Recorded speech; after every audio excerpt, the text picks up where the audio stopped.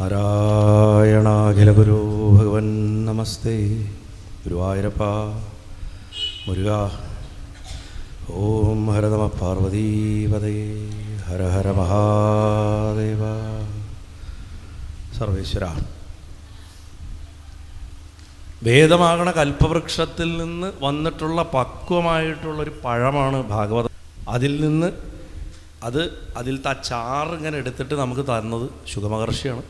ആ അമൃതിനെ കുടിക്കേ എന്ന് പറഞ്ഞു. വിപദ ഭാഗവതം രസമാല എന്ന് പറഞ്ഞിട്ടാണ് നമ്മൾ അവസാനിപ്പിച്ചത്. ഈ ഭാഗവതത്തിൽ 12 സ്കന്ധങ്ങളാണ്. ആദ്യത്തെ സ്കന്ധത്തിൽ നൈമിഷാരണ്യത്തിൽ വെച്ച് ശൗനകാദി മഹർഷിമാർ സൂതൻ്റെ അടുത്ത് 6 ചോദ്യങ്ങളാണ് ചോദിക്കുന്നത്. ഒന്നാമത്തെ ചോദ്യം, നമ്മളിപ്പോൾ ഇത്രയും ശാസ്ത്രങ്ങളൊക്കെ പഠിക്കുന്നുണ്ട്, ഈ ശാസ്ത്രത്തിൻ്റെയൊക്കെ അടിസ്ഥാനമായിട്ടുള്ള സാരം എന്താണ്? രണ്ടാമത്തെ ചോദ്യം, ആ കരുണാനിധിയായിട്ടുള്ള ഭഗവാൻ, രൂപമില്ലാത്ത ബ്രഹ്മസ്വരൂപിയായിട്ടുള്ള ഭഗവാൻ, എങ്ങും നിറഞ്ഞു നിൽക്കുന്ന പരമ്പൊരുൾ എന്തിനാണ് ശ്രീദേവകീ ദേവിയിൽ അവളുടെ വയറ്റിൽ ഒരു മനുഷ്യ ശിശുവായിട്ട് പിറന്ന് അവതാരം എടുത്തത്? രണ്ടാമത്തെ പ്രധാന ചോദ്യം. കാരണം നമുക്കൊക്കെ ഈ അവതാര സങ്കല്പം എന്താണെന്നുള്ളതിനെക്കുറിച്ച് വലിയ ധാരണയില്ല. അവതാരം നക്ഷത്രമണ്ഡലത്തിൽ നിന്ന് താരങ്ങളുടെ ഇടയിൽ നിന്ന് ഇറങ്ങി ഇങ്ങനെ വരിക. വിജ്ഞാനഭൈരവ തന്ത്രത്തിൽ പലതരം മനുഷ്യജന്മങ്ങളെക്കുറിച്ചിട്ട് മഹാദേവൻ ഉമ്മയ്ക്ക് പറഞ്ഞു കൊടുക്കുന്നുണ്ട്. അമ്മയ്ക്ക് 84 ലക്ഷം ഗർഭപാത്രങ്ങൾ കടന്നിട്ടാണ് ആദ്യം മനുഷ്യജന്മം കിട്ടുക. 84 ലക്ഷം ഗർഭപാത്രം പറയുമ്പോൾ 84 ലക്ഷം ജീവികൾ ആദ്യമായിട്ട് മനുഷ്യജന്മം കിട്ടണത് അങ്ങനെയാണ്. അങ്ങനെ ജനിക്കണ ഒരു കാറ്റഗറി, ആദ്യമായിട്ട് മനുഷ്യനായിട്ട് ജനിക്കണേ.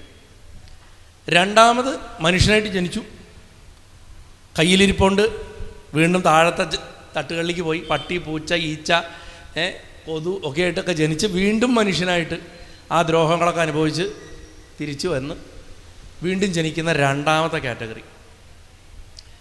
മൂന്നാമത്തെ കാറ്റഗറി, പുണ്യങ്ങൾ ഒരുപാട് ചെയ്തുകൊണ്ട് ദേവനായിട്ട് ജനിക്കേണ്ടി വന്നു. കുറേ വർഷങ്ങൾ ദേവനായിട്ടിരുന്നു. എല്ലാ ദേവന്മാരും അമരന്മാരല്ല. ദേവനും ഒരിക്കൽ മരിച്ചേ പറ്റൂ, ബ്രഹ്മാവിന് പോലും മരിക്കണം. അപ്പം അങ്ങനെ മരിച്ച്, ഞാൻ ഇന്നലെ പറഞ്ഞു, ദേവന് മോക്ഷം കിട്ടണമെങ്കിൽ മനുഷ്യനായിട്ട് ജനിക്കണം. ദേവന് മോക്ഷം കിട്ടാൻ അല്ലാണ്ട് മാർഗ്ഗമില്ല. അങ്ങനെയാണ് ദേവൻ. നമ്മുടെ ഇടയിലൊക്കെ പല മഹാത്മാക്കൾ ജനിക്കണത് അങ്ങനെയാണ്. ദേവന്മാർ ഒരു കാറ്റഗറി അങ്ങനെയാണ്. അപ്പോൾ അവരിവിടെ താഴേക്ക് ഇറങ്ങി വന്ന് അവർ ജനിക്കും. അത് മൂന്നാമത്തെ വിഭാഗം.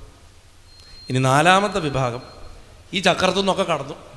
ഇപ്പോൾ വ്യാസമഹർഷി, അല്ലെങ്കിൽ ശുഗമഹർഷി, അല്ലെങ്കിൽ അതിദിവ്യന്മാരായിട്ടുള്ള ബ്രഹ്മനിഷ്ഠരായിട്ടുള്ള ആൾക്കാർ, അവർക്കിനി ജനനമില്ല. അവർ പോയി ഇവിടുന്ന്. അവർ പൂർണ്ണമായിട്ടും ആ പ്രപഞ്ചമാകണ മഹാസാഗരത്തിൽ, ആ ബ്രഹ്മാകണ സാഗരത്തിൽ ലയിച്ചു കഴിഞ്ഞവരാ.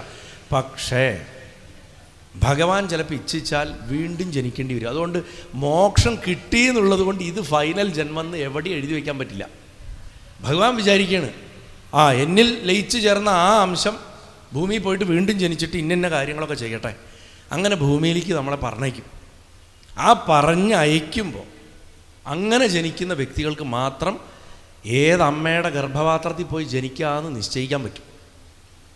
അവരവരുടെ അമ്മയെ നിശ്ചയിക്കും, അച്ഛനെ നിശ്ചയിക്കും. അങ്ങനെയുള്ള സ്ഥലത്ത് അനുകൂലമായ കാലത്ത് ചിലപ്പോൾ പരമ ദുരിതത്തിലോ അല്ലെങ്കിൽ പരമ സൗഭാഗ്യത്തിലോ അവർ വന്ന് ജനിക്കും. ചില ജന്മങ്ങളിൽ പരമ സൗഭാഗ്യമായിരിക്കും. ദേഹനെങ്കിൽ പണിയെടുക്കുക പോലും വേണ്ട, നാമം ചോദിച്ചുകൊണ്ടിരുന്നാൽ മതി. അങ്ങനെ ഒരു സ്ഥലത്ത് വന്ന് ജനിക്കും. എന്നിട്ട് അങ്ങനെ ജനങ്ങളെ സാക്ഷാത്കാരത്തിൻ്റെ പാതയെ കൊടുക്കുക. അത് നാലാമത്തെ ആൾക്കാരാണ്. ഋഷി അവതാരങ്ങളാണ്. ശ്രീരാമകൃഷ്ണദേവനെയൊക്കെ പോലെ, അല്ലെങ്കിൽ വിവേകാനന്ദ സ്വാമിയൊക്കെ പോലെ. വിവേകാനന്ദ സ്വാമിയുടെ അമ്മ പ്രാർത്ഥിച്ചിട്ടുണ്ട്. കാശിയിലെ വിശ്വനാഥൻ്റെ അടുത്ത് ഒരു ആൺകുട്ടിയേതാ അവർ പ്രാർത്ഥിച്ചിട്ട് പരമ വികൃതിയായിട്ട് വിവേകാനന്ദനെ പിടിച്ചാൽ കിട്ടാത്തത്ര വികൃതിയായിരുന്നു ചെറുപ്പത്തിൽ. അപ്പോൾ അമ്മ പറഞ്ഞു അത്ര, ഞാനൊരു മകനെയല്ലേ ചോദിച്ചു, നിൻ്റെ ഭൂതഗണത്തിനെ തരാൻ പറഞ്ഞില്ലല്ലോ കാശി വിശ്വനാഥൻ്റെ അടുത്ത്. അപ്പോൾ അതുപോലെ അഞ്ചാമത്തെ മനുഷ്യജന്മം സ്വയം ഭഗവാൻ ഇറങ്ങി വരണതാണ്. അത് അപൂർവത്തിൽ അപൂർവമാണ്. അവതാരം, നക്ഷത്രമണ്ഡലങ്ങളിൽ നിന്ന് ഭഗവാൻ ഇറങ്ങി വരുമ്പോൾ അതിനെ അവതാരം എന്ന് വിളിക്കും. അതൊരു വിശേഷ ജന്മം. അങ്ങനെ 5 തരത്തിലാണ് ജനിക്കുന്നത്. ഞാനൊന്ന് ചില സ്ഥലങ്ങളിൽ ഒന്ന് വിസ്തരിക്കാണ്ട് പോയ സങ്കടം വരും, ഒരു തൃപ്തി കിട്ടില്ല. ശരിക്കും ഇവിടെ ഭാഗവതത്തിൻ്റെ ഈ സപ്താഹത്തിൻ്റെ ചട്ടക്കൂട് ഒന്നും വിസ്തരിക്കാൻ നമുക്ക് സമയമില്ല. ഒക്കെ കുറച്ച് അല്ലെങ്കിൽ വേണമെങ്കിൽ ഒരു ഭാഗം മാത്രം വിസ്തരിച്ച് ബാക്കി വിട്ട് കളയുക, അങ്ങനെയൊക്കെയാണ്. പക്ഷേ ആദ്യ ഭാഗങ്ങൾ വിട്ടുപോയ ഒരു സുഖമല്ല. മൂന്നാമത്തെ ചോദ്യം, ആ കരുണാസമുദ്രമായിട്ടുള്ള ഭഗവാന്റെ മഹത്തായിട്ടുള്ള കർമ്മങ്ങൾ എന്തൊക്കെയായിരുന്നു? അപ്പോൾ അറിയുന്ന കർമ്മങ്ങളാണ് ഈ പറയണത്. ഇപ്പം നമ്മൾ വിചാരിക്കണു ഭാഗവതം ദശമസ്കന്ധം വായിച്ചിട്ടോ ഭഗവാന്റെ ലീലകൾ. നമുക്ക് തോന്നുന്നുണ്ടോ ഈ 126 വയസ്സ് വരെ ജീവിച്ച ഒരാൾ ആകെ ഇത്രേ ചെയ്തിട്ടുള്ളൂ എന്ന്? വേറെ എന്തൊക്കെ ചെയ്തിട്ടുണ്ടാവാം, നമുക്കൊന്നും അറിഞ്ഞൂടാ. 126 വയസ്സ് വരെ ജീവിച്ച ഒരാളാണ്. ആ 126 വയസ്സിൽ ആദ്യത്തെ ഒരു 9.5-10 വർഷമാണ് വൃന്ദാവനത്തിലും അമ്പാടിയിലും വൃന്ദാവനത്തിലുമായിട്ട് ജീവിച്ചത്. അതുതന്നെ ഒരു വലിയ ഭാഗമുണ്ട് കഥകൾ. അപ്പോൾ എന്തൊക്കെയാണ് ഭഗവാന്റെ കർമ്മങ്ങൾ, അദ്ദേഹം ചെയ്ത പ്രധാന പ്രവർത്തികൾ, അതാണ് കർമ്മം. 4-മതായിട്ട് വീണ്ടും ചോദിക്കുന്നുണ്ട് അവിടുത്തെ ലീലകൾ എന്താണെന്ന്. അപ്പോൾ കർമ്മവും ലീലയും രണ്ടാണെന്ന് മനസ്സിലാക്കണം. ലീലയായിട്ട് കർമ്മം ചെയ്തെന്ന് പറയാമെന്നേ ഉള്ളൂ. പക്ഷെ ഭഗവാൻ വളരെ സീരിയസ് ആയിട്ടിരുന്ന സ്ഥലങ്ങളുണ്ട്. കൃഷ്ണൻ കരഞ്ഞ സ്ഥലങ്ങളുണ്ട്, കൃഷ്ണൻ കണ്ണീരൊഴുക്കുന്ന സ്ഥലങ്ങളുണ്ട്. കൃഷ്ണൻ കരഞ്ഞിട്ട് നമ്മളധികം കാണില്ല, പക്ഷെ ഭഗവാൻ കരഞ്ഞിട്ടുണ്ട്.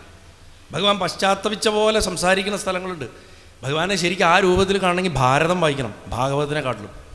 ഭാരതത്തിൽ ഭഗവാൻ മനുഷ്യനാണ്, നമ്മളെപ്പോലെ, ശരിക്കും നമ്മളെപ്പോലെ മനുഷ്യനാണ്. എല്ലാവിധ വികാര വിചാരങ്ങളുള്ള, നഷ്ടബോധങ്ങളുള്ള, പ്രണയത്തകർച്ചയുള്ള, ഇച്ഛകളുള്ള, ഇച്ഛാഭംഗങ്ങളുള്ള, അംബീഷ്യസായ എന്നാൽ പല അംബീഷൻസും നടക്കാത്ത ഭാവങ്ങളൊക്കെ നമുക്ക് ഭഗവാനിൽ കാണാൻ സാധിക്കും. തനിക്ക് പറ്റിയ തെറ്റുകൾ മറ്റുള്ളവർക്ക് പറ്റരുതെന്ന് ആഗ്രഹിക്കണ ഒരു നല്ല മനസ്സുള്ളൊരു മനുഷ്യനെ കാണാൻ സാധിക്കും. അപ്പം അതൊക്കെ മനസ്സിൽ വെച്ചിട്ടായിരിക്കണം. കാരണം ഭാരത അക്കാലത്തേക്ക് എഴുതപ്പെട്ട് കഴിഞ്ഞു. ശൗനകാദികൾ അതുകൊണ്ടായിരിക്കും അങ്ങനെ ചോദിച്ചത്. പിന്നെ 5-മത്തെ ചോദ്യമായിട്ട് ആ ഭഗവാന്റെ അവതാര ലീലകൾ എന്തൊക്കെയാണ്, അതായത് ഭഗവാൻ മറ്റെന്തൊക്കെ അവതാരങ്ങൾ എടുത്തിട്ടുണ്ട്. അങ്ങനെ 6-മത്തെ ചോദ്യം, പ്രധാന ചോദ്യം, ഭഗവാൻ പോയി എന്ന് എല്ലാവർക്കും അറിയാം. ആ അന്തർധാനം ചെയ്ത ശേഷം ഈ ധർമ്മം എന്ന് പറയുന്നൊരു സാധനം ഉണ്ടല്ലോ, അത് എന്തിനെ പിടിച്ചിട്ടാണ് ഇപ്പോൾ നിൽക്കണത്? ഭഗവാൻ ജീവിച്ചിരുന്ന കാലത്ത് ഭഗവാനെ അവലംബിച്ചാൽ നിന്നതെന്ന് നമുക്ക് മനസ്സിലാക്കാം. പക്ഷെ ഭഗവാൻ പോയതിന് ശേഷം എന്തിനെ താങ്ങിയിട്ടാണ്, എന്തിന് സപ്പോർട്ട് എടുത്തിട്ടാണ് ധർമ്മം നിൽക്കുന്നത്? നമ്മൾ തന്നെ വിചാരിക്കാറില്ലേ, വല്ലാത്തൊരു കാലമാണ്, എങ്ങനെയാണ് എന്നിട്ടും കാര്യങ്ങൾ ഇങ്ങനെയൊക്കെ നന്നായി നടന്നു പോകണമെന്ന് നമുക്കറിയില്ല. പക്ഷേ അതിൻ്റെയൊക്കെ പ്രധാന ഉത്തരങ്ങളിലേക്ക് കടക്കുമ്പോൾ ഒരു കാര്യം പറയാം, ഭഗവാന്റെ ഇച്ഛയില്ലാണ്ട് ഈ പ്രപഞ്ചത്തിൽ യാതൊന്നും നടക്കുന്നില്ല. അദ്ദേഹം അറിയാതെ ഒരു കാര്യവും നടക്കുന്നില്ല. കാരണം അദ്ദേഹം ഏതെങ്കിലും ഒരു സ്ഥലത്തിരുന്ന് ഒരു CCTV കൂടെ കണ്ടുകൊണ്ടിരിക്കുകയല്ല, ഇതൊന്നും കൺട്രോൾ റിമോട്ടും വെച്ചിട്ട്. അദ്ദേഹത്തിൻ്റെ ശരീരത്തിലാണ് ഇത് മുഴുവൻ നടക്കുന്നത്. നമുക്ക് നമ്മുടെ ശരീരത്തിൽ ഇന്ന അവയവം നന്നായി പ്രവർത്തിക്കുന്നുണ്ടോ, ഇന്ന അവയവം നമുക്കെതിരെ തിരിഞ്ഞിട്ടുണ്ടോ, ഏത് ഭാഗത്ത് ക്യാൻസർ ഉണ്ടായിട്ടുണ്ട്, എവിടെയാണ് വേദന, ഇതൊന്നും ചിലപ്പോൾ ആദ്യം തിരിച്ചറിയാൻ പറ്റില്ല. നമ്മുടെ ഒരു നഖം പൊട്ടിപ്പോണത് പോലും നമ്മൾ ചിലപ്പോൾ പൊട്ടി അടർന്നതിന് ശേഷം അറിയുന്നത്. പക്ഷെ ഭഗവാന്റെ ശരീരം അങ്ങനെയല്ല. അതിൻ്റെ അകത്ത സകല വസ്തുക്കളും പൂർണ്ണമായിട്ടും ഭഗവാനായതുകൊണ്ട് അവിടെയുള്ള എല്ലാം അറിയും, വിച്ച് ഇൻക്ലൂഡ്സ് അസ്, നമ്മളടക്കം. അതുകൊണ്ട് നമ്മൾ മനസ്സിൽ കാണുമ്പോഴേക്കും ഭഗവാൻ അത് അറിഞ്ഞിരിക്കും. കാരണം നമുക്ക് വാസ്തവത്തിൽ നോക്കിയാൽ നമ്മുടെ എല്ലാവരുടെയും ഉപബോധ മനസ്സ് ഒറ്റ ഒന്നാണ്, അത് ഭഗവാന്റെ മനസ്സാണ്. ആ ഉപബോധ മനസ്സിൻ്റെ പല ഭാവങ്ങളിലാണ് നമ്മൾ ഈ കാണുന്ന സ്വപ്നങ്ങളൊക്കെ. നമ്മുടെ ബോധമനസ്സിൽ വ്യത്യാസങ്ങളുണ്ടാവും, നമ്മൾ വളർന്ന സാഹചര്യങ്ങൾ, നമ്മുടെ പൂർവ്വജന്മങ്ങൾ, ഇതൊക്കെ അനുസരിച്ചിട്ട്. അപ്പോൾ എങ്ങനെയാണെങ്കിലും ആ ആദ്യത്തെ അധ്യായത്തിൽ ഈ ചോദ്യങ്ങളൊക്കെ ചോദിക്കും. 2-മത്തെ അധ്യായത്തിൽ 4 ചോദ്യങ്ങൾക്കുള്ള ഉത്തരം പറയും. 1-മത് പറയും, ഫസ്റ്റ് ചോദ്യം എന്താ, ഈ ശാസ്ത്രങ്ങളിലേക്ക് സാരം എന്താ? പരമധർമ്മമാണ് ശാസ്ത്രത്തിൻ്റെ അടിസ്ഥാനം. പരമമായിട്ടുള്ള ധർമ്മം, ഏറ്റവും ഉയർന്നൊരു ധർമ്മം. ആ ഭഗവാനിൽ ഒന്നും ആഗ്രഹിക്കാണ്ടൊരു ഭക്തിയെ നല്ല പുഷ്ടിയാക്കി കൊണ്ടുവരാൻ എന്തൊക്കെ സഹായിക്കുമോ അത് തന്നെ പരമധർമ്മം.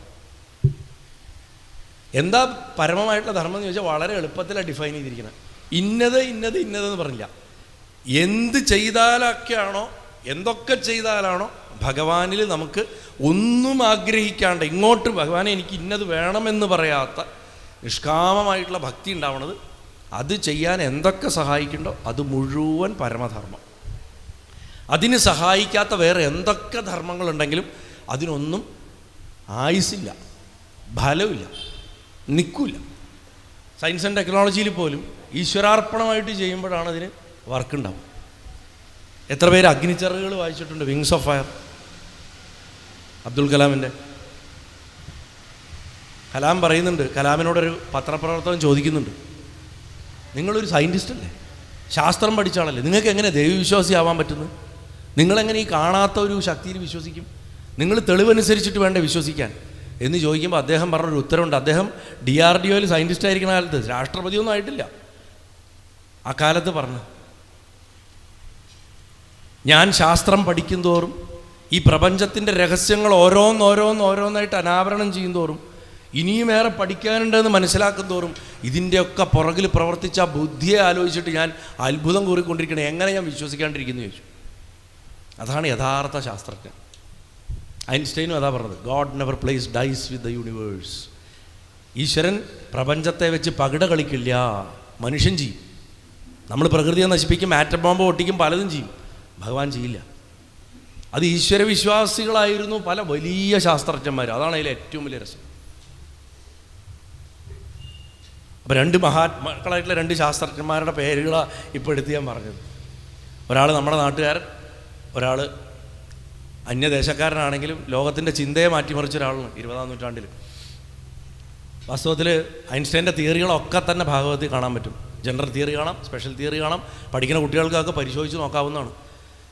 ബലരാമൻ്റെ കല്യാണമായിട്ട് ബന്ധപ്പെട്ടിട്ടുള്ള കഥ വരുമ്പോഴാണ് ശരിക്കും ഐൻസ്റ്റൈൻ്റെ ജനറൽ തിയറി ഓഫ് റിലേറ്റിവിറ്റി വർക്കാവുന്നത് കാണുക. ആനത്തെന്ന് പറഞ്ഞ രാജ്യത്തെ രാജാവ് മകളുടെ കല്യാണം ആലോചിക്കാൻ വേണ്ടി ബ്രഹ്മലോകത്ത് പോയിട്ട് ഒരു ദിവസം ഒന്ന് പോയിട്ട് അരമണിക്കൂർ കാത്തിരുന്ന് തിരിച്ചു വരുമ്പോഴേക്കും ഭൂമിയിൽ ലക്ഷക്കണക്കിന് വർഷങ്ങൾ കടന്നുപോയി. സമയം മാറിപ്പോയി, മനുഷ്യരൊക്കെ ചെറുതായിപ്പോയി. മകളെ കല്യാണം കഴിക്കാൻ ആരുമില്ല. അങ്ങനെയാണ് ബലരാമൻ കല്യാണം കഴിക്കുന്നത്, രേവതിയെ. കൃത്യമായിട്ട് ഐൻസ്റ്റൈൻ്റെ ജനറൽ തിയറി കൊണ്ട് നമുക്ക് വിത്ത് ഇക്വേഷൻസ് എക്സ്പ്ലെയിൻ ചെയ്യാൻ പറ്റും. അപ്പോൾ നമ്മുടെ ധർമ്മം, ശാസ്ത്രം പോലും ഭഗവാനെ സ്മരിക്കാനായിട്ട്, ഭഗവാന്റെ മഹിമയെ ഓർക്കാൻ നമ്മളെ സഹായിക്കുമ്പോഴാണ് ആ ധർമ്മത്തിന് പരമധർമ്മത്തിൻ്റെ സ്വഭാവം വരെ. ശാസ്ത്രത്തിനെ പരമധർമ്മമാക്കണമെങ്കിൽ ആ ശാസ്ത്രം കൊണ്ട് നമ്മൾ പഠിച്ചെടുക്കണ അറിവിൻ്റെ പുറകിൽ ആദ്യം പ്രവർത്തിച്ച ആ പരമബുദ്ധിയെ ആദരവോട് കൂടിയിട്ട് കാണാൻ, സ്നേഹിക്കാനും പഠിക്കണം. അപ്പോഴാണ് ശാസ്ത്രം ശുദ്ധമാവുക. അല്ലെങ്കിൽ ശാസ്ത്രം അശുദ്ധമായി തുടരും. സംശയത്തിലിരുന്നാൽ ശാസ്ത്രം അശുദ്ധമായിട്ട് തുടരും. ശാസ്ത്രം ഫൈനലല്ല, മാറിക്കൊണ്ടിരിക്കും. ഇന്ന് പഠിച്ചത് നാളെ പഠിക്കില്ല. ഇപ്പം നമ്മളൊക്കെ സ്കൂളിൽ പഠിക്കുമ്പോൾ പ്ലൂട്ടോ ഗ്രഹമായിരുന്നു. ഇപ്പോഴത്തെ കുട്ടികൾക്ക് പ്ലൂട്ടോ ഗ്രഹമല്ല. അതാരാ ഗ്രഹമല്ല ഉണ്ടാക്കിയത്? നമ്മൾ തന്നെ ഗ്രഹമാക്കുന്നതും ഗ്രഹമല്ല ഉണ്ടാക്കുന്നതും. ഭഗവാൻ നിശ്ചയിച്ചിട്ടൊന്നുമില്ല. ഇപ്പോൾ പ്ലൂട്ടോ ഗ്രഹമല്ല, നമ്മളൊക്കെ പ്ലൂട്ടോ ഗ്രഹമാണെന്ന് പഠിച്ചു. അപ്പോൾ നമ്മൾ പഠിച്ചത് തെറ്റായോ? പ്രകാശം വളയോ? എല്ലാവരും വിചാരിക്കുന്നു പ്രകാശം ഒറ്റ വരയിലേ പോകുള്ളൂ. പ്രകാശം വളയും. പ്രകാശം വളയില്ല എന്ന് പറഞ്ഞതിനെ പ്രകാശം വളയുന്നു തിരുത്തേണ്ടി വന്നു. അപ്പം ശാസ്ത്രത്തിന് ശാശ്വതമായിട്ടൊന്നുമില്ല. ആത്യന്തികമായിട്ട് എന്ത് പഠിച്ചാലും അതിൻ്റെ പുറകിലും നമുക്കിനിയും അറിയാത്ത എത്രയോ, ഇന്നലെ ഞാൻ പറഞ്ഞ മാതിരി തെരിഞ്ഞത് കൈയളവ്, തെരിയാത്തത് കടലളവ്. അങ്ങനെ അറിയാൻ വരുമ്പോഴാണ് ധർമ്മം ശുദ്ധമാവണതും ഫലപ്രദമാവണം. അപ്പം ജ്ഞാനം പോലും ഭക്തിയില്ലെങ്കിൽ ശോഭിക്കില്ല. ജ്ഞാനം വരണ്ട് കിടക്കും, വരട്ടുവാദവും. ഇപ്പം ഇന്നലെ ഞാൻ പറഞ്ഞു, ക്ഷേത്രവിശ്വാസങ്ങളെ കളിയാക്കുന്ന എത്രയോ ആൾക്കാരെ നമുക്കിപ്പോൾ ഈയിടെയായിട്ട് കാണാൻ സാധിക്കുന്നുണ്ട്. അപ്പം ജ്ഞാനം പോലും ആ കരുണാമൂർത്തിയിൽ പ്രേമമില്ലാതെ ശോഭിക്കില്ല. പ്രേമം വേണം, പ്രണയം. ഭഗവാനോടുള്ളത് പ്രണയം, മനുഷ്യനോടുള്ളത് കാമ. എന്ത് വിശുദ്ധ പ്രേമത്തിൻ്റെ പേരിട്ട് വിളിച്ചാലും മജ്ജയും മാംസവും മലവും മൂത്രവുമുള്ള ശരീരത്തിനോട് തോന്നുന്ന ഇഷ്ടം എന്ന് പറയുന്നത് കാമം മാത്രമാണ്. കാമം പ്രണയമാകണമെങ്കിൽ അത് ഭഗവാനോടായിരിക്കണം. അഷ്ടപതിയിൽ നമ്മളെ പഠിപ്പിക്കുന്നതാണ്. മനുഷ്യൻ്റെ അടിസ്ഥാന വികാരങ്ങളായിട്ടുള്ള കാമത്തിനെ എടുത്തിട്ട് അതിനെ ഈശ്വരോന്മുഖമാക്കിയിട്ട് അർപ്പിക്കുമ്പോൾ അത് ശുദ്ധമാകും. മനുഷ്യൻ അശുദ്ധമായി കാണുന്ന വസ്തുക്കൾ, മദ്യം, മാംസം, മൈഥുനം, ഇതിനെയൊക്കെ ഈശ്വരോന്മുഖമായിട്ട് അർപ്പിപ്പിക്കുക. അതാണ് തന്ത്രം ചെയ്യണത്.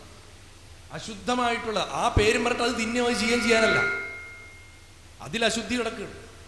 ഈശ്വരന് സമർപ്പിച്ചുകൊണ്ട് ചെയ്യാൻ പഠിപ്പിക്കുന്നതാണ് തന്ത്രം പഠിപ്പിക്കുന്നത്.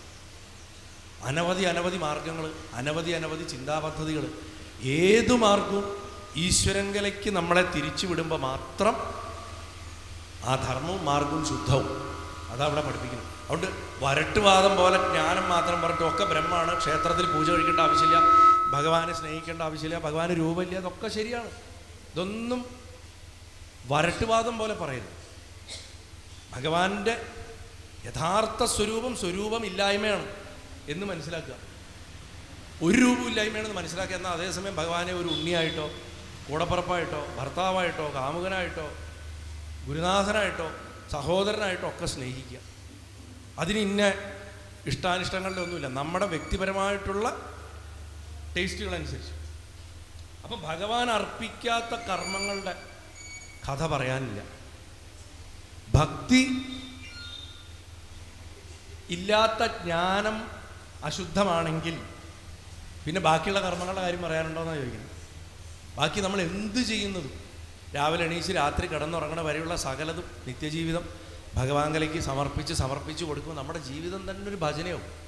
അതിൽ നല്ലത് ചീത്തയൊന്നും നോക്കരുത്. ഇന്നലെ ഞാൻ പറഞ്ഞു തന്നല്ലോ, നമ്മളെ ഒരാൾ നല്ലത് പറഞ്ഞാലും ഭഗവാന് കൊടുക്കണം, ചീത്ത പറഞ്ഞാലും ഭഗവാന് കൊടുക്കണം, എല്ലാം. ശരീരത്തിൻ്റെ വേദനയും കൊടുക്കണം, സന്തോഷവും കൊടുക്കണം, അപമാനവും കൊടുക്കണം. അത് പൂമാല കിട്ടിയാലും ശരി, കല്ലേറ് കിട്ടിയാലും ശരി, ഭഗവാനെ നടക്കുക എന്ന് പറഞ്ഞ് കൊടുത്ത് പോയിക്കൊണ്ടേയിരിക്കണം. അങ്ങനെ പോയിക്കൊണ്ടേയിരുന്ന് കഴിഞ്ഞാൽ മാത്രമേ നമുക്ക് മുന്നേറി പോകാൻ പറ്റുള്ളൂ. ഇല്ലെങ്കിൽ നമ്മൾ വഴിയിലൊക്കെ തട്ടി നിറഞ്ഞു നിന്ന് സമയം പോകും നമ്മളെ. അങ്ങനെ ഭഗവാൻ അർപ്പിച്ചിട്ട് ശുദ്ധാക്കണേൻ്റെ ആവശ്യകത പറഞ്ഞു ഒന്നാമത്തതിൽ. അതുകൊണ്ട് പരമധർമ്മം ശാസ്ത്രസാരം. ഏത് ശാസ്ത്രത്തിൻ്റെ അടിസ്ഥാനം? ഭഗവനോന്മുഖമായിട്ട് ധർമ്മത്തെ ആചരിക്കുക. ആ ധർമ്മം തന്നെയാണ് ശാസ്ത്രത്തിൻ്റെ സാരം എന്ന് പറഞ്ഞു വെച്ചു. രണ്ടാമത്തെ, എന്തിനാ അവതരിക്കുന്നത്? വളരെ സിമ്പിളാണ്. ലോകത്തെ മുഴുവൻ ആനന്ദസാഗരത്തിൽ ആറാടിക്കാൻ വേണ്ടിയിട്ടാണ് അവതരിക്കുന്നത്. സന്തോഷിപ്പിക്കുക. പ്രത്യേകിച്ച് ഒന്നും കിട്ടുന്നില്ല, സന്തോഷിക്കുക, വെറുതെ സന്തോഷിക്കുക. നമുക്കൊന്നും കിട്ടിയിട്ടല്ല. ഭഗവാനെ കാണുക, ഭഗവാനെ കേൾക്കുക, ഭഗവാനെ തൊടുക, ഭഗവാനെ പൂജിക്കുക, ഭഗവാന്റെ നേദ്യം രുചിക്കുക, സന്തോഷിക്കുക, സന്തോഷിക്കുക, സന്തോഷിക്കുക, സന്തോഷിക്കുക. എത്രയോ പേരുടെ സന്തോഷങ്ങളുണ്ട് ഭഗവാന്റെ ജീവിതത്തിൽ, അല്ലേ? ദതിപാണ്ഡൻ്റെ കഥ കേട്ടിട്ടുണ്ടോ? ദതിപാണ്ഡൻ 85 വയസ്സുള്ള ഒരു തൈര് കച്ചവടക്കാരനായിരുന്നു ഗോകുലത്തിൽ.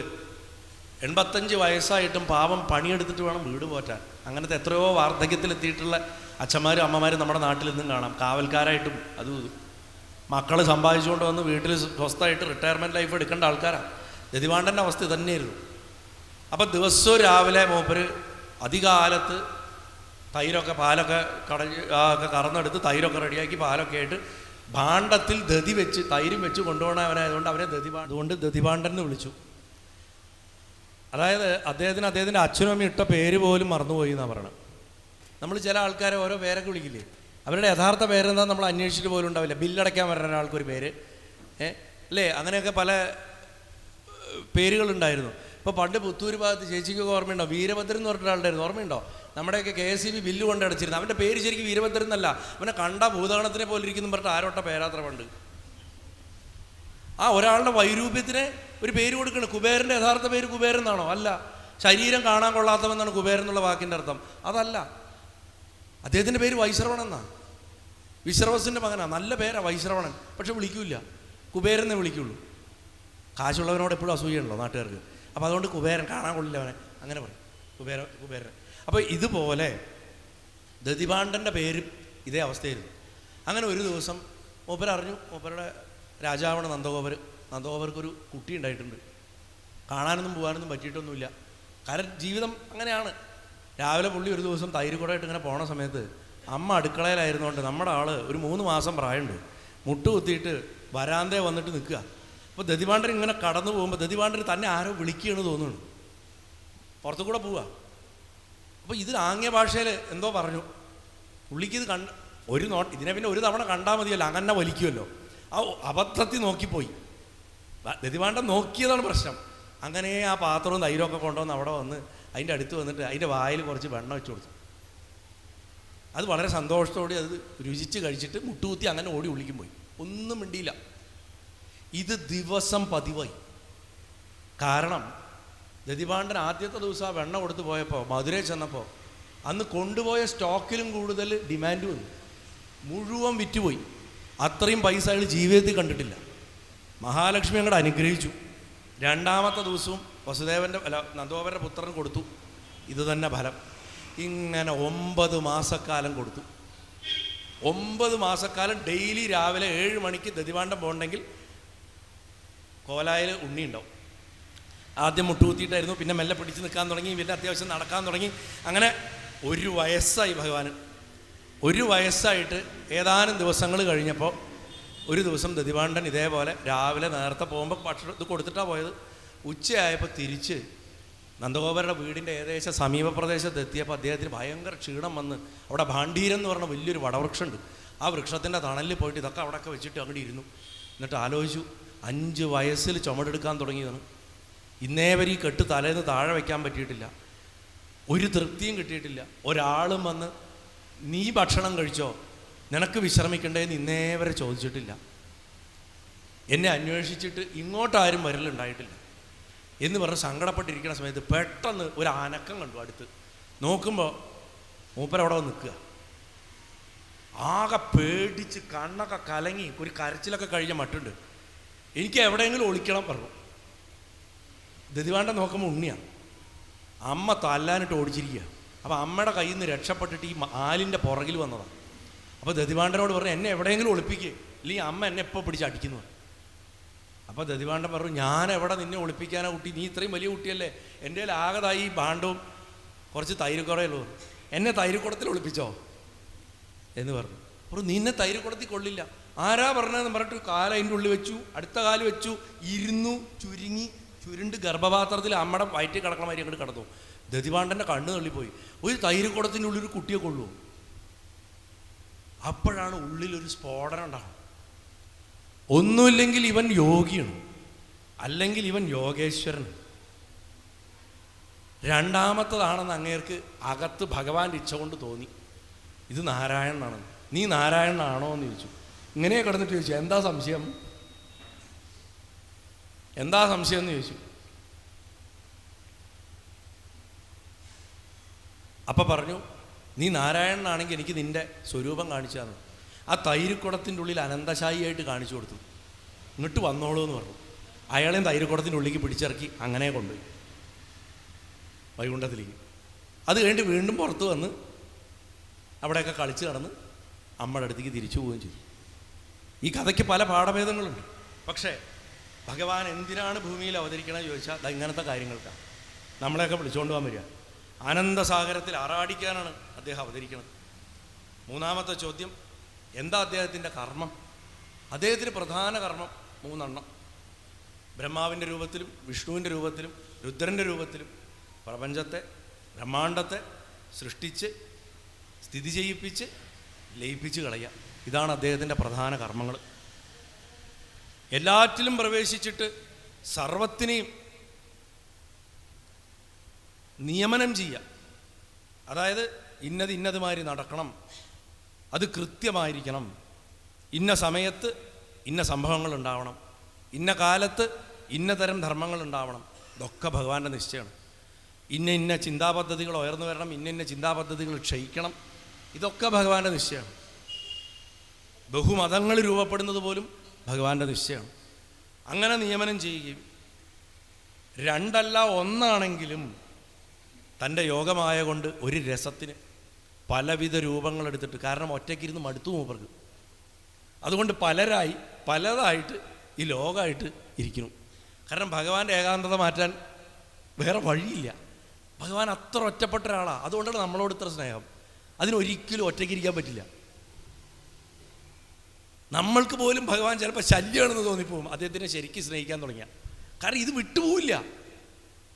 കാരണം ഇതിനൊറ്റയ്ക്കിരിക്കാൻ പറ്റില്ല. അതിനൊറ്റയ്ക്കിരിക്കുന്ന ഇഷ്ടമല്ല. ഒറ്റയ്ക്കിരുന്ന് എത്രയോ കോടി യുഗങ്ങൾ ഒറ്റയ്ക്കിരുന്ന് മടുത്തപ്പോൾ പലതായിട്ട്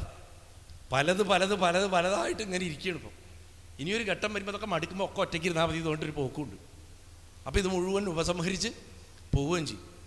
അങ്ങനെ യോഗമായ കൊണ്ട് ബഹുരൂപനായിട്ട് പ്രകാശിക്കുകയും ചെയ്യുന്നതാണ് അവിടുത്തെ ലീല എന്ന് 2-ാമത്തെ അധ്യായത്തിൽ 4 ചോദ്യത്തിനോട് ഉത്തരം പറയും.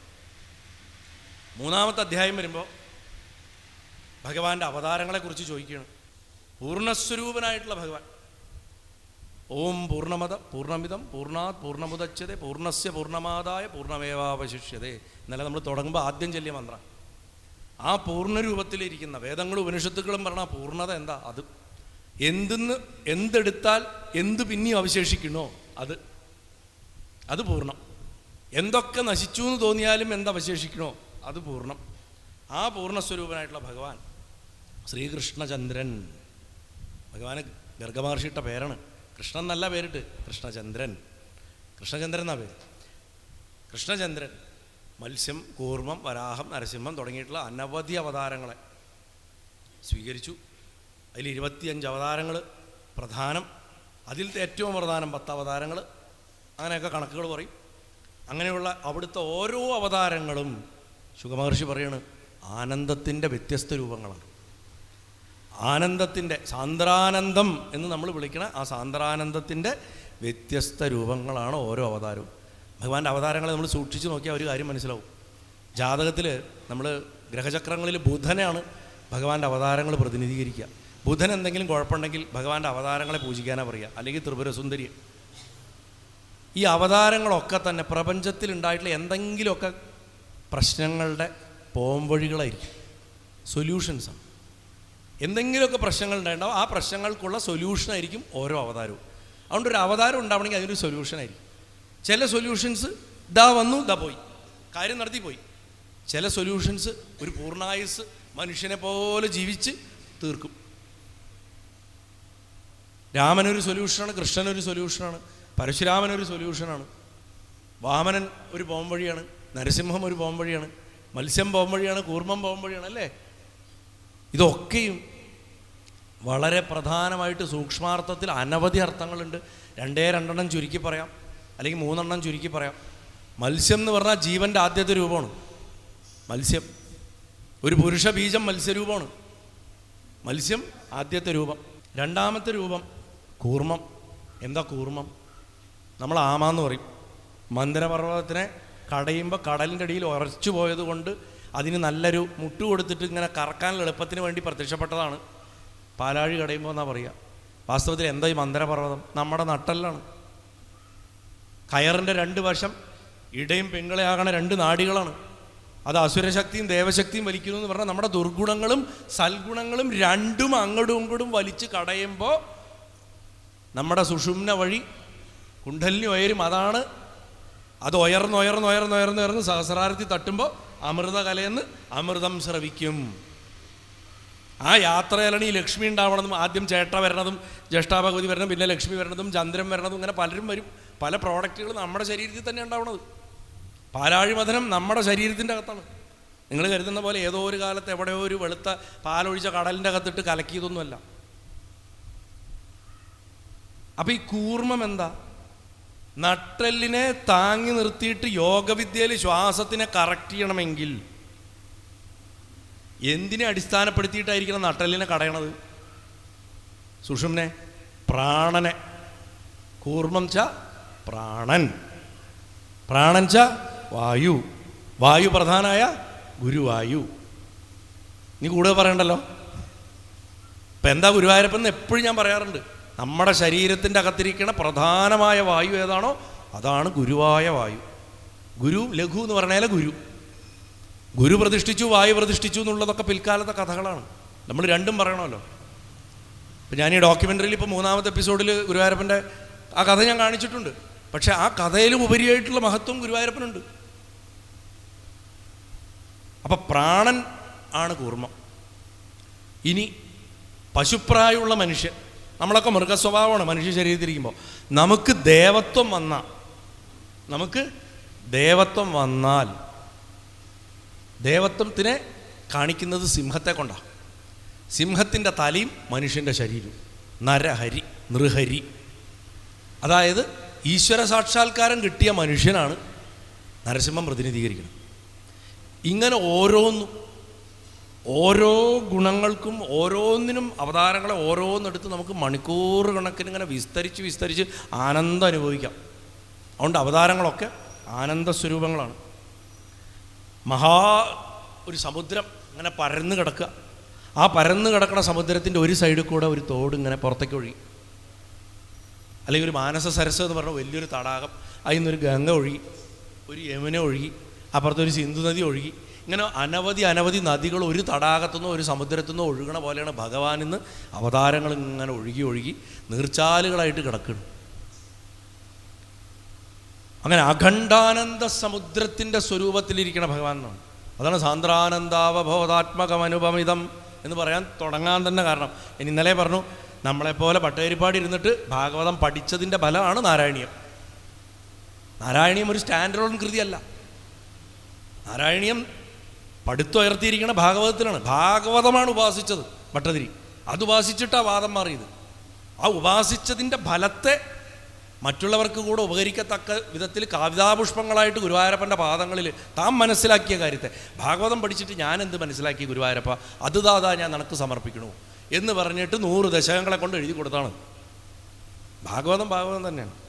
അതിൽ ഭഗവാനും ഭട്ടതിരിയും തമ്മിൽ ചില അഭിപ്രായ വ്യത്യാസമൊക്കെ ഉണ്ട്. കാരണം ഏത് ശ്ലോകം എഴുതുമ്പോഴും ഭഗവാനോട് ചോദിക്കും, ഗുരുവായൂരപ്പ എഴുതിയത് ശരിയാണോ ചോദിച്ചാൽ ആണ് എന്ന അകത്തുനിന്ന് ശ്രീലകത്തുനിന്ന് മറുപടി വന്നാലേ ഇവിടെ മാതൃദത്തനത് പകർത്തി എഴുതിയിരുന്നുള്ളൂ എന്നാണ്. അപ്പോൾ അമ്മയുടെ തൈര് തല്ലിക്കൊടച്ച കഥ ഞാൻ പറയാറുണ്ട്. ഭട്ടതിരി എഴുതി തൈര് കടയണ കാടകോലെടുത്തിട്ട് അടിച്ചു ഓടിച്ചു. അപ്പോൾ ഉള്ളിൽ നിന്ന് പറഞ്ഞതേ അല്ല, അങ്ങനെയല്ല ഉണ്ടായതെന്ന്. ശുഗമഹർഷി പറഞ്ഞതാണ് ശരി. എനിക്ക് അപ്പം പെട്ടെന്ന് അത് അവിടെ ഉണ്ടെന്ന് ഓർമ്മയുണ്ടായിരുന്നില്ല. ഞാൻ കളിച്ചുകൊണ്ടിരുന്ന കല്ലുകൊണ്ടൊരു ആന അവിടെ ഉണ്ടായിരുന്നു, അതുകൊണ്ട് അതിനെ എടുത്തിട്ട് അത് വെച്ച് കുത്തി പൊട്ടിക്കുക ചെയ്തത്. ഭട്ടതിരി വിചാരിച്ച് കുറച്ചുകൂടെ ലോജിക്കൽ ഇതായിരിക്കും. കാരണം പെട്ടെന്ന് കിട്ടാൻ സാധ്യത തൈരക്കാലത്തിൻ്റെ അടുത്തിരിക്കണം, അതിൻ്റെ അകത്തിരിക്കണ ആ വടിയാണല്ലോ തൈരിൻ്റെ കടയണത്. അപ്പോൾ അതുകൊണ്ട് പൊട്ടിച്ചു എന്ന് വെച്ചാൽ പക്ഷേ ഭഗവാൻ പറഞ്ഞു മാറ്റമൊന്നും വേണ്ട, അങ്ങനെ തന്നെ ഇരുന്നോട്ടെ. അങ്ങനെയാണ് നാരായണീയത്തിൽ അത് തൈരിൻ്റെ കടകോലും ഭാഗവതത്തിൽ അത് കല്ലാനിയായത്, കളിപ്പാട്ടുമായി. അപ്പം